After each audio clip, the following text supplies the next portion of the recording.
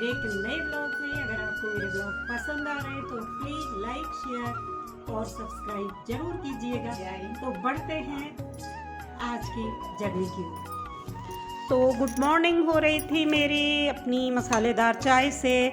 अब आप कहेंगे चाय तो सभी पीते हैं सुबह सुबह, तो मैं कुछ स्पेशल पीती हूँ। इसमें मैंने सौंफ, अदरक, काली मिर्च, थोड़ा सा दालचीनी पाउडर और तुलसी के पत्ते जो मैंने सुखाए थे वो मैं डालकर इसमें हाफ पानी और दूध बराबर कॉम्बिनेशन रखती हूँ। तो मेरी बड़ी मसालेदार और बहुत ही रिफ़्रेशिंग चाय मुझे सुबह की मिल जा रही है सर्दियों में। तो ये बन चुकी थी मेरी चाय। और चाय के साथ मुझे आदत है कुछ पढ़ने की, तो मैंने ये दोनों नॉवल पढ़ लिए हैं, मोहन राकेश की डायरी और कितने पाकिस्तान, दोनों बहुत ही अच्छे हैं। अगर आप भी डायरी लिखने का शौक़ रखते हैं तो ज़रूर लिखिएगा, बहुत मज़ा आता होगा, पर मैं नहीं लिख पाई। तो आज हमें जाना था एक नई जगह पे, तो हम चल पड़े थे वहाँ के लिए। और मैंने यहाँ पे गाड़ी खड़ी कर दी थी, पार्क कर दी थी, और मुझे जाना था मानेश्वर मंदिर। तो हम निकल पड़े थे और हमें प्रवेश द्वार से पहले ही लगभग ये बोर्ड यहाँ पे लिखा मिल गया था जिसमें मानेश्वर मंदिर के बारे में जानकारी थी।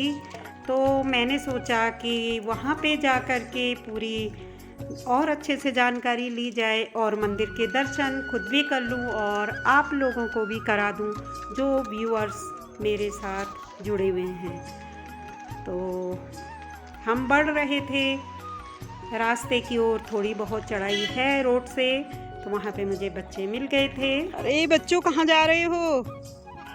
अरे क्या कर रहे हो, खेल रहे हो? और ये बच्चे अपने घर जा रहे थे और मैंने रोड का व्यू लिया था मंदिर मार्ग से। कुछ इस तरह दिखाई दे रहा था, बहुत ही सुंदर दिखाई दे रहे थे, प्राकृतिक दृश्य मनमोहक थे। आप भी नज़ारा देख लीजिए और आनंद लें इस प्राकृतिक सौंदर्य का। मैं चढ़ती चली जा रही थी इस चढ़ाई पे और मेरे साथ भूमि भी थी। तो ये रास्ता है मानेश्वर मंदिर का। कुछ दूर जाकर मैंने थोड़ी देर विश्राम कर लिया क्योंकि थोड़ी सी चढ़ाई है, बहुत ज़्यादा तो नहीं है बट थोड़ी तो है ही। तो हम यहाँ पे रुक गए थे और रुकने के बाद हम लोगों ने सोचा कि थोड़ा जल्दी जल्दी चला जाए। भूमि अकेले ही ऊपर जा रही थी, तो मैंने उसे बाघ भालुओं का बताकर डराया था, पर वो अकेली चलती चली जा रही थी, लेकिन डर के मारे वापस आ गई मेरे पास। और अब मुझे मंदिर द्वार दिखाई देने लगा था, प्रवेश द्वार दिखाई देने लगा था। मैं बहुत खुश हो रही थी कि चलिए बहुत जल्दी ही हम मंदिर पे पहुंचने ही वाले हैं। और हम पहुंच चुके थे अपने डेस्टिनेशन यानी मानेश्वर महादेव पे।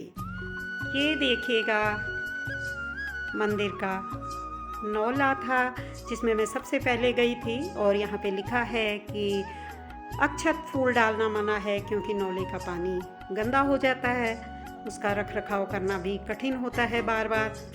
और ये देखिएगा ये मंदिर के अहाते हैं। मैं मंदिर के पूरे आपको दर्शन ज़रूर कराऊंगी। जब मैं यहाँ पे आई हूँ तो मैं खुद भी दर्शन करूँगी। यहाँ पे बहुत सारे बाबा जी, साधु, श्रद्धालु भी थे आए हुए। तो हम लोग मंदिर प्रांगण में दर्शन के बाद और दर्शन से पहले भी हमने थोड़ा सा वहाँ पे व्यू लिया था, भगवान जी के दर्शन किए थे। और ये बाबा जी की एक समाधि भी यहाँ पे बनी हुई है। ये शिव जी के नंदी जी हैं, इनके दर्शन भी आप कर लीजिए। मैं मंदिर के अंदर तो नहीं गई, पर मैंने मंदिर को छुआ मैंने नहीं, लेकिन मैंने थोड़ा सा बाहर से ही मंदिर के दर्शन किए हैं। भोले बाबा के, ये गणेश जी हैं, और इस तरह से भगवान जी की, शिव भगवान जी की और अन्य मूर्तियाँ वहाँ पे स्थापित की गई हैं। क्योंकि मैं खाना खा के गई थी तो मुझे उचित नहीं लग रहा था कि मैं शिवलिंग को टच करूँ। तो ये शिव रुद्राष्टकम भी यहाँ पे लिखा हुआ है और मंदिर बहुत ही सुंदर बना है। और यहाँ पे आकर एक आत्मिक शांति का अनुभव तो हर किसी को होता ही होगा।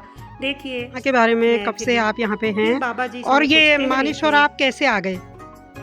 मानेश्वर तो हम आते जाते रहते हैं। अखाड़े का स्थान हुआ, अखाड़े के महात्मा हुए ना। अखाड़े के महात्मा, अच्छा कोई बात नहीं। अच्छा, अखाड़े के महात्मा।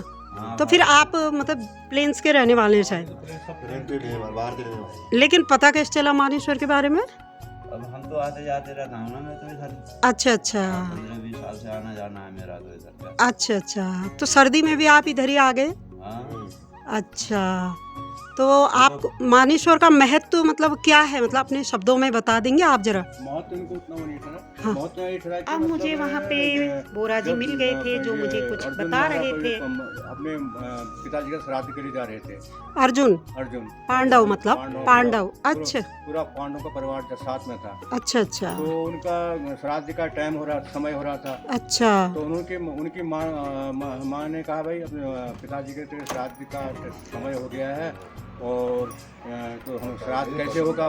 अच्छा, दिन की वो है, हाँ, सूर्यास्त होने वाला है, ठीक हो गया। सूर्यास्त होने के बाद आजाद हो जाता है। जी जी, तो फिर उन्होंने कहा कि भाई तो ठीक है माता जी हो जाएगा, वो कैसे होगा। तो उन्होंने यहाँ पर बाण मारा। अच्छा, बाण मारने से वहाँ से जल प्राप्त हो गया और जल प्राप्त होने तब उन्होंने कौरव पांडव पूरे खानदान का यहाँ श्राद्ध किया है। अच्छा, और बोरा जी ने मुझे बताया कि जब पांडव अमल की एकादशी पर अज्ञातवास के दौरान यहाँ पे आए तो राजा पांडु जी की श्राद्ध तिथि थी। तो माता कुंती ने प्रण किया था कि वह श्राद्ध कैलाश मानसरोवर के जल से ही करेंगी। तब अर्जुन ने अपने गांडीव से धनुष बाण मारकर जलधारा पैदा की थी और यही वह स्थान है जिसे नौला, गुप्त नौला कहते हैं। तो इसी में श्रद्धालु जब स्नान करते हैं तो उसकी बहुत ही पुण्य प्रसाद बताया जाता है, ऐसा मुझे यहाँ पर आकर के पता चला। कहते हैं कि अज्ञातवास के दौरान ही पांडवों ने यहाँ पर शिवलिंग स्थापित किया था और जिसका निर्माण चंद वंश के राजा निर्भय चंद ने 8वीं शताब्दी में मंदिर के रूप में इसको स्थापित किया।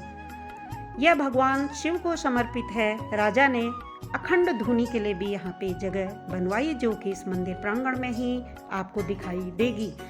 कहा जाता है कि मानेश्वर मंदिर के पास स्थित गुप्त नौले के जल से स्नान करने से कई रोग व विकार दूर होते हैं तथा पुण्य लाभ भी प्राप्त होता है, वो मोक्ष की प्राप्ति भी होती है और शिव जी की पूजा से भक्तों की सभी मनोकामनाएं पूर्ण होती है, ऐसा मुझे यहाँ पे आकर के पता चला। और अमल की एकादशी पर श्राद्ध तिथि का तो मैंने आपको बता ही दिया, इसीलिए इस स्थान की बहुत महत्ता है जो कि हमारे मुख्यालय से ये बहुत ज़्यादा दूर नहीं है चंपावत से, और ये लगभग लोहाघाट और चंपावत के मध्य में से थोड़ी दूर लगभग 1-1.5 किलोमीटर की ऊंचाई पर यह मंदिर स्थित है और यहाँ पे बहुत ही भव्य दर्शन आपको होंगे। इतने में बाबा जी चाय ले आए थे। ओह बाबा जी आप चाय ले आए, लेकिन मुझे बहुत दुख हो रहा है कि मैं बनाती ना, सच बताऊं मुझे दुख हो रहा है कि साधु सन्यासी की हम सेवा करते, लेकिन आप तो मुझे बहुत ही शर्मिंदा कर दिया आपने। मुझे बाबा जी ने चाय पिलाई, मुझे अच्छा नहीं लग रहा था मैं उनके हाथों से बनी हुई चाय पीऊँ, क्योंकि हमें ही उनके सेवा करने का मौका मिलना चाहिए था। कैसा लगा ज़रूर बताइएगा। Thanks for watching.